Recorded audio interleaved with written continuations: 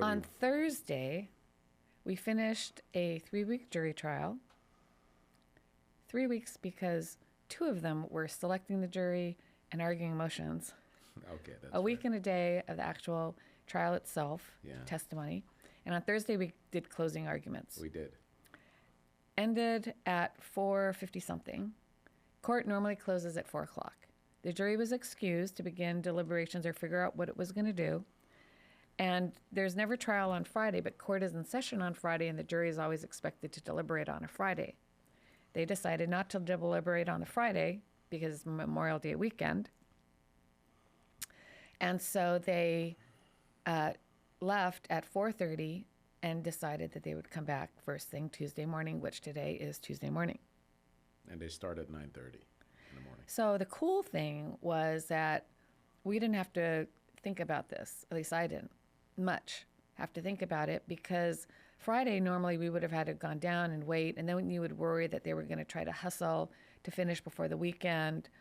And now we know that they want to take their time, and they also like having a vacation. We know these 2 things about the jury. But today is today, and it's happening right now. Well, 9:30. We have 20 minutes before it starts getting deliberated.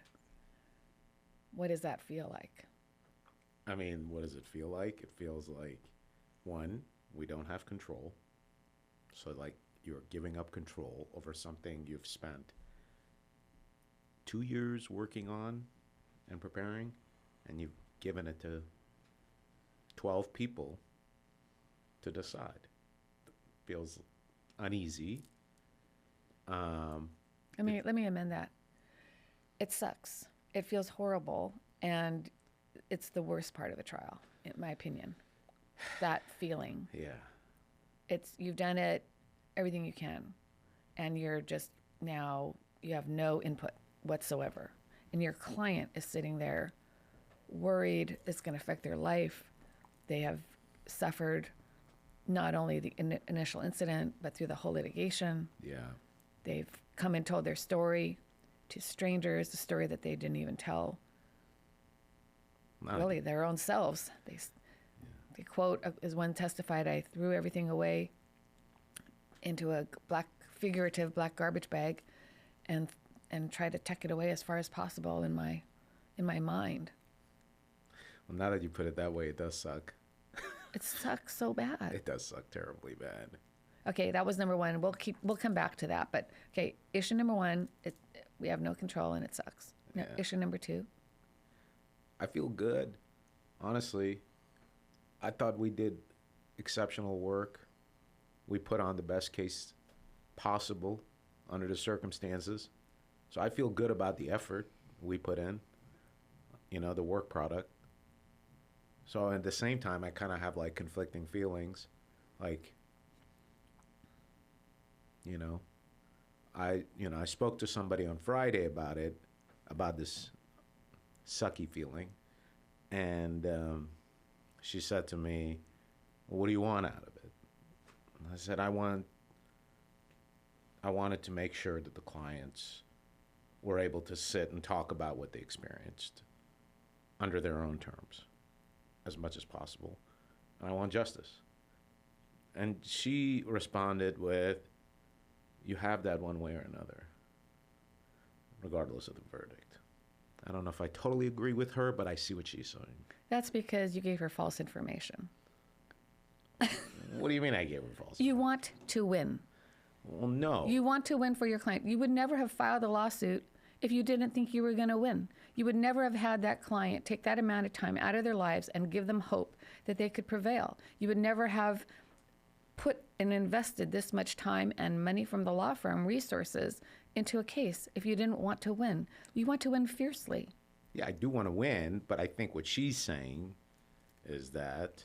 She can say whatever she wants. You gave her false information. I didn't give her false information. Yeah, you said you wanted justice to occur and you wanted the client to be good. To be good? To be able to have their say. Oh. Well, I mean, money justice. I mean, justice is money. So that's an acknowledgement of the justice, and there's an acknowledgement of them being heard. I think she just is not a lawyer who deals with what we deal with, and she's trying to provide perspective.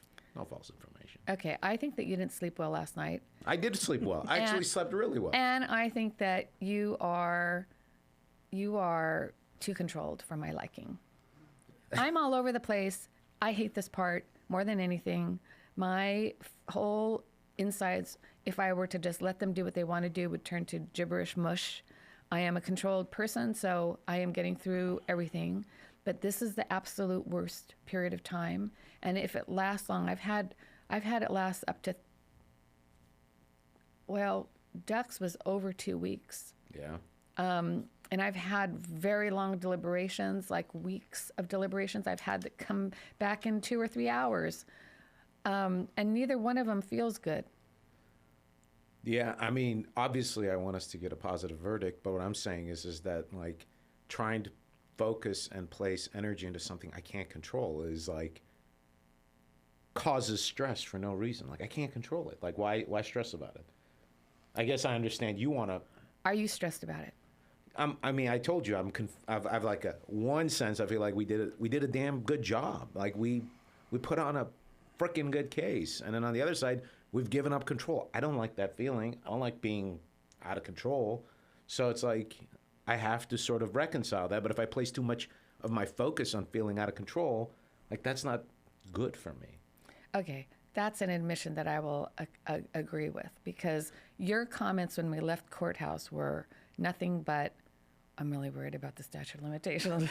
They were all about, are we going to lose? Are we going to lose this case or the statute of limitations, which, by the way, expired 47 years ago.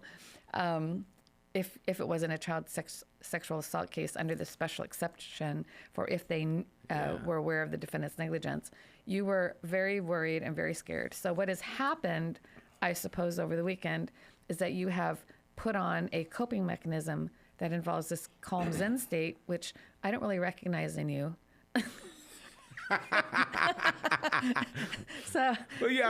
But that's okay, right? Like, the reality is, and this is for people that wonder about what trial lawyers feel like, and for actual trial lawyers, this is the worst part, bar none. Well, I think you're leaving out that, on Friday I had to go do something, and then, like, it totally revamped my entire weekend. But yes, when I leave, I go, like, I think about, like, were we vulnerable? Like, I think about that. Like, when you leave a trial, you do this. I mean, I'm always like, could we have done more on this? Can we have done more on that? And you constantly are in that. I don't do that. I do that. You know what? You're special. No, I'm not. No, here's why. Because I am an invulnerable rock who has no capacity for true emotion. I have no real empathy. and I sever. That's how I cope. You compartmentalize. I completely have to sever it away. You are an AI robot. I literally walk out of trial. I've been criticized for this before by other lawyers who say this is completely wrong, but it's the way I do it. I do not ruminate. I don't allow myself to. I don't see the benefit of it. It's already happened. Like, oh, if I had done this or if I had done this, I need to just know when I'm doing it that I did every single thing that I thought could be done. I, meaning the royal I, all of us, I should have said that we did every single thing that we could have done. We left no stone unturned. We did a fabulous job. And I'm always going to be good with that. That's one of the qualities of having this rock-like severed mind approach. I do not go back and replay it in my mind, which would only cause me more anxiety. You're gaslighting me. Because I am there. I did gaslight you. I am right. I'm there right now. I told you. I am sorry that I don't hit that apex of emotional excellence right after the trial. And I go through a process that I went through, and I'm emotionally invulnerable. You are emotionally vulnerable. No, you're incorrigible. I'm emotionally invulnerable and don't want to be. I need to get ready for the next things. So that's my way. And honestly, It's got the positives and the minus. The positives, it lets me be a good trial lawyer and do a lot of stuff. The negatives is my interpersonal relationships, and people might get mad at me. Yeah. Yeah, of course. Yeah. Mike, you've seen so many trials and the aftermath and people waiting for it. And we asked you earlier on, what did you experience when people were getting ready for trial? What do you feel, if anything, when people are waiting for a verdict? Well, it's, for me, I don't have, no. Well, hold on. If I get involved in the case, and remember, you had Withy, you had Colucci. Well, some of these people didn't try a lot of cases, but no, but I tried a case with Colucci. It settled Keith 2 days into the and Brad trial, and Reed. yeah, and I never did anything that closely with Waylon. Reed. But a lot of trial lawyers in this firm when you started, and now. So back then, I didn't get to see them waiting as much. Like I did that trial with Kevin. That was very soon after I started working there, and it ended 2 or 3 days into it. And I remember it struck me as very interesting because he was in trial mode. There wasn't any of the waiting happening, but there was waiting on the other side because there was an insurance person that I saw every day sitting there watching the trial going on, and they were the ones that made the decision to settle 3 days in, or I believe they did. But then every attorney has different ways of dealing with it. Like you said, you're freaking out because you can't decide whether or not you made all the right decisions, Mo. You are like a classic, gambling addict who has made the choice and is totally fine because they're already riding the high of what's going to happen afterwards, which doesn't matter if it's a win or loss. You've gotten to the end of it and you're actually probably thinking about the next trial. Great analogy, Mike. It is definitely warped, but what great analogies. But the one thing that I was going to say that I thought was very interesting was, Mo, you said that that the money is justice. And to me, I wonder, isn't it, especially in a case that's really, happened a long time ago, isn't it more the truth coming out and the money as a consolation? That's what my friend told me. and because I was struggling with where I was when I talked to her. I was like, I'm in this space. I'm like, and then was asked, like, what do you want? Like, and that's what I described. But the truth came out. But I think. I don't think that's the case with every trial, but in some of them, I think. This case. I would not say consolation. What I would say that it is a belated acknowledgement and extremely important that they existed and that this was wrong. Yeah.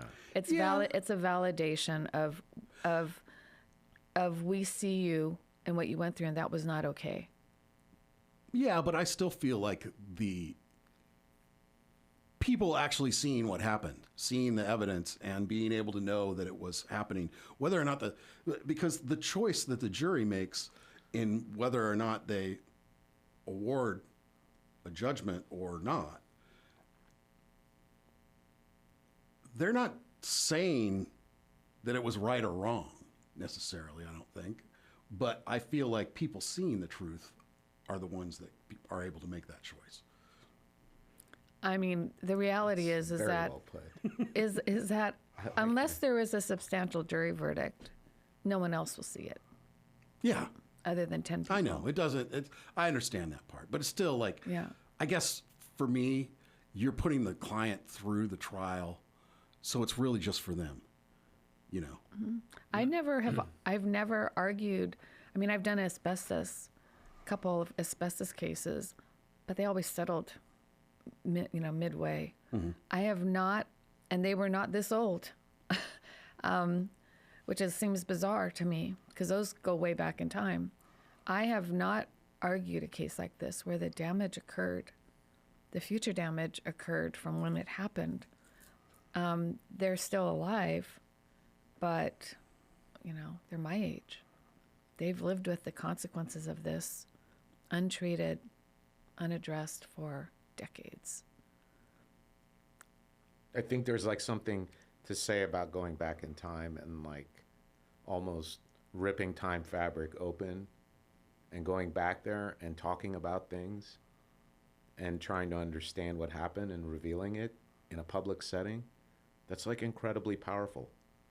I mean, part of this trial for me was like a religious experience. It was just an incredible feeling.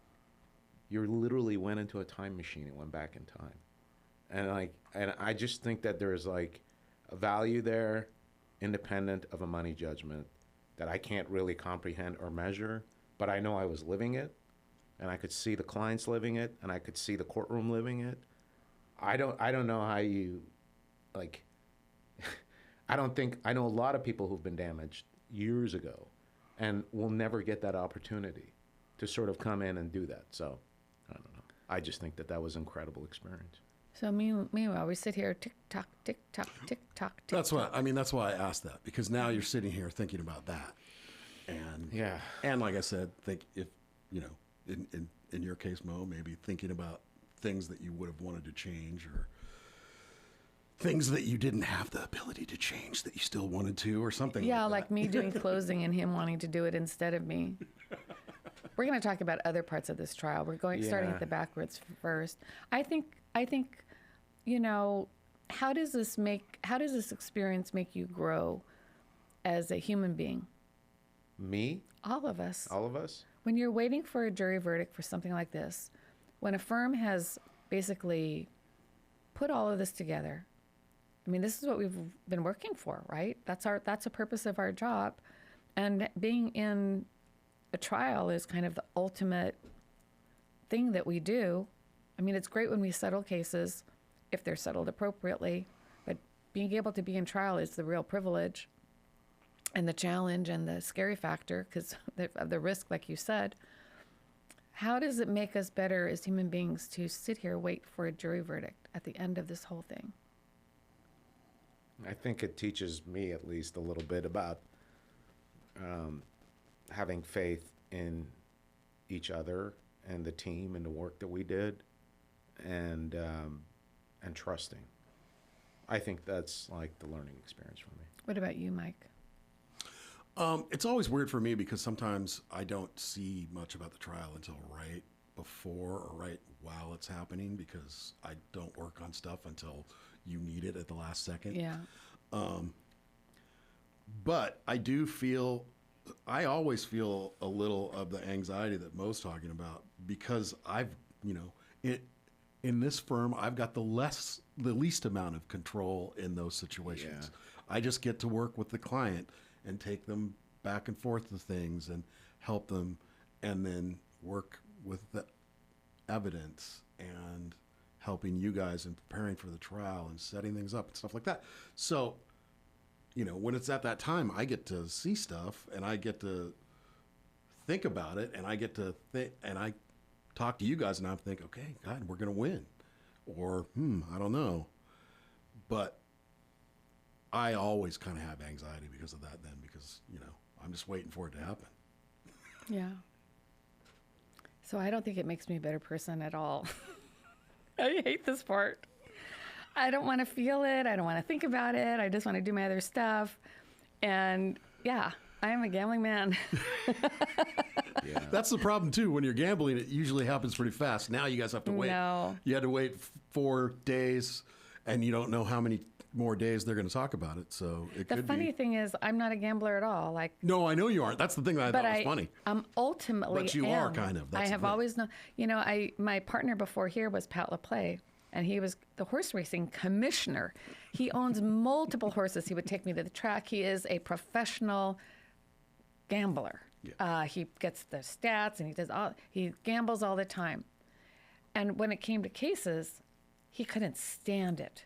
He couldn't stand the risk of it. I would drive him crazy, because I would just march in there and I just didn't care. So it's a weird thing that you notice, but yes, he and I used to talk about it all the time. How can this be that you're the person that is a professional gambler and you don't like the risk of your cases, and I don't gamble even a nickel in a slot machine? I think that is a total waste, but I will sit there and say, do not settle. That's my advice. Yeah. You got to make your own decision, but my recommendation is that you do not settle. Let's go to trial. I think that That's one of the reasons our firm works so well, because we've got a mix of different attorneys that are willing to do the different things and work the best at doing their part. Yeah. Okay, we're going to trudge along now and keep going. And wait. And wait. And wait. Okay. Wait.